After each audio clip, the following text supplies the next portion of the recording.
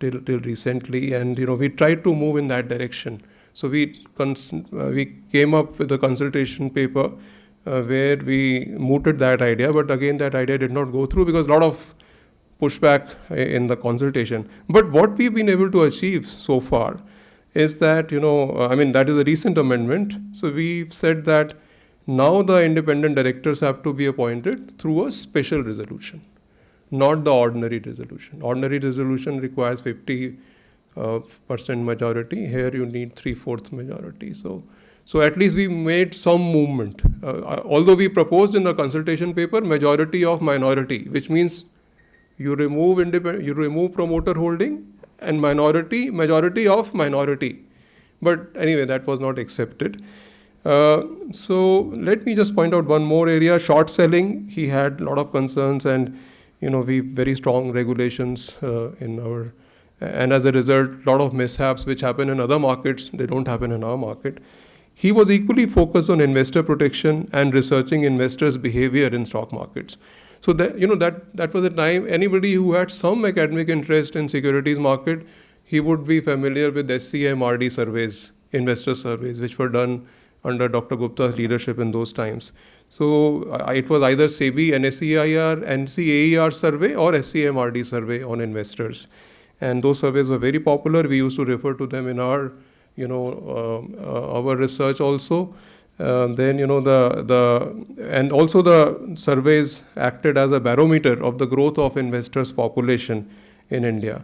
And he believed in empowerment of investor association. I remember his telling me that, you need to handhold these investor associations so that they can do your work. They can be your ambassador and help you, in doing your investor education and empowerment of investors. So that has been a high priority area. Today we have 24 investor associations which are supported and registered by SEBI. I'm mindful of time. So very quickly, now the second part of my address is more, as to how the collective efforts of all stakeholders and stalwarts like Dr. L.C. Gupta, how they have strengthened our securities markets over time. So we have come a long way since 1990s when the big ticket reforms were undertaken. Market has moved in terms of size, reach, participants, products, complexity, regulation, surveillance. Any parameter you pick today, we compare with the best in the world, and we made a lot of progress. Our market cap to GDP ratio, which used to be between 25 to 50% during 1990s, it has climbed to more than 80% in the last 5 years, excepting a dip during 2020 COVID year. IPO fundraising has gone up many times.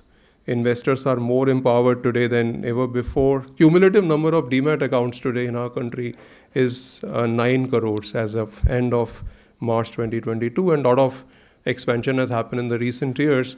This used to be only 38 lakh accounts in 2001, which has become 9 crores now.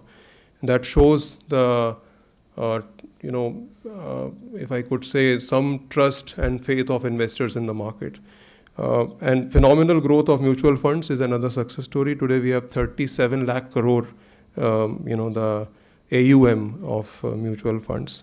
And interesting thing to note is that 17% of total industry AUM is coming from beyond 30 cities. Top 30 cities, of course, a lot of people are participating, but now it is expanding. So 17% of the funds are coming from beyond 30 cities, which is an interesting technology, risk management, settlement systems, corporate governance. All of that is at par globally with the best practices. Finally, just a couple of points and I'll wind up. The regulation of the securities market is a very complex exercise, and I can say that with some confidence, having spent most of my career in SEBI. Size and sophistication of the Indian securities market has been increasing at a very rapid pace. Our approach in SEBI has been to balance development to facilitate capital formation with investor protection. Going forward, SEBI will continue to strengthen transparency and integrity of markets to maintain and promote further the trust of public in the marketplace. Finally, just a last piece in memory of Dr. L.C. Gupta. In summing up, let me circle back to where I started, my impressions of Dr. L.C. Gupta. As I said earlier, he was indeed a true visionary ahead of his times who made phenomenal contribution to the development of our securities market. He was very humble, he was very polite, but firm when it came to taking a stand on the issues. He had the courage of his convictions. He had this rare ability to stand alone, apart from the majoritarian view, and call a spade a spade. He had no agenda, right? He was an academic. He seemed remote, but was quite considerate and warm in his interactions. His neat and beautiful handwriting reflected the clarity of his thinking. In a nutshell, I found him to be a very unique and distinctive personality with rare qualities. For me, Dr. L.C. Gupta was indeed a tall figure, literally and more so metaphorically, who has left indelible footprints on the sands of time. Thank you.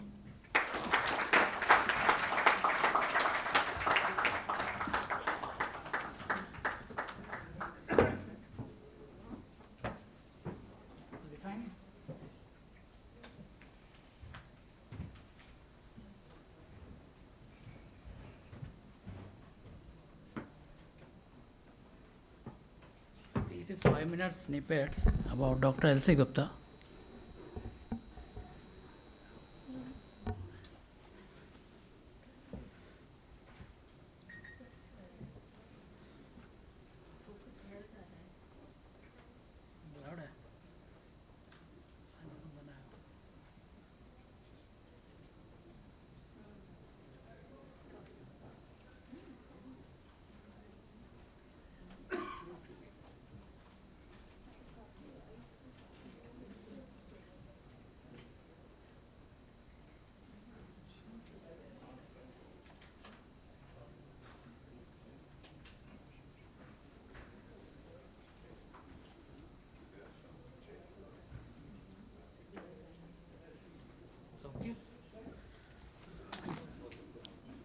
Anyway, thank you very much. This snippets is the contribution of Indra Chaurasia ji, and we listen Amarjeet Singh ji as a regulator in the working of the capital market. Thank you very much, sir.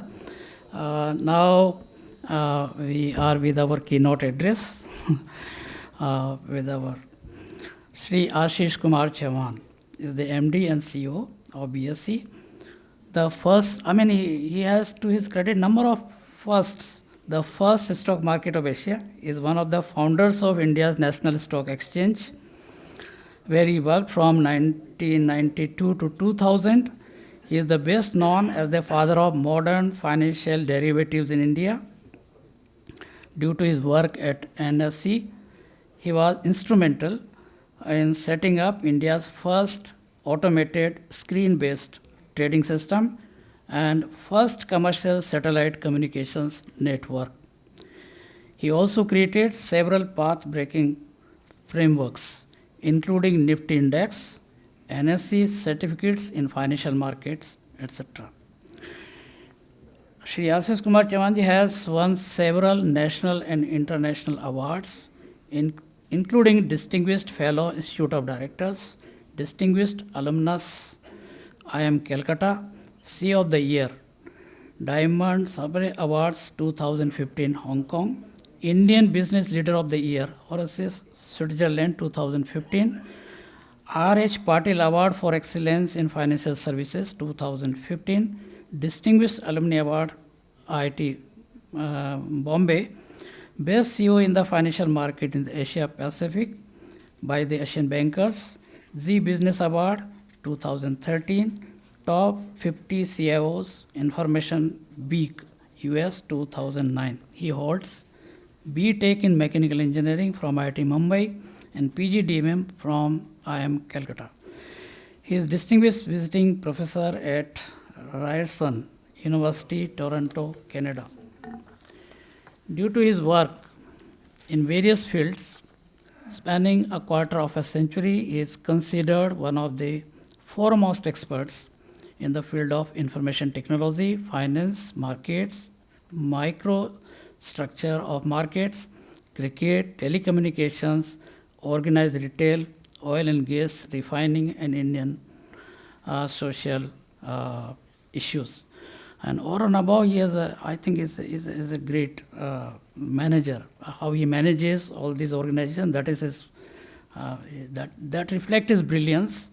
He is the chairperson on the board of governors of the National Institute of Technology, NIT, Manipur, member of the board of governors at IIM Raipur, and an independent director of the ICSI Insolvency Professional Agency, a 100% subsidiary company of the Institute of Company Secretaries of India. He is the chairman of the South Asian Federation of Exchanges, a forum of 28 member entities from the SHARC region and neighboring countries, which aim to provide platform to share, exchange, and promote the technologies, experiences for the rapid growth and development of capital markets and regional as well as global integration. He is a member of the advisory committee of Ministry of Micro, Small, and Medium Enterprises. He is an advisor to the technical evaluation committee set up by the Department of Post for Postal Bank, and also a part of several other committees of World Federation of Exchange, Government of India, Reserve Bank of India, Securities and Exchange Board of India, Central Board of Direct Taxes, Confederation of Indian Industry, Federation of India Chambers of Commerce and Industry, Indian Merchants Chamber, India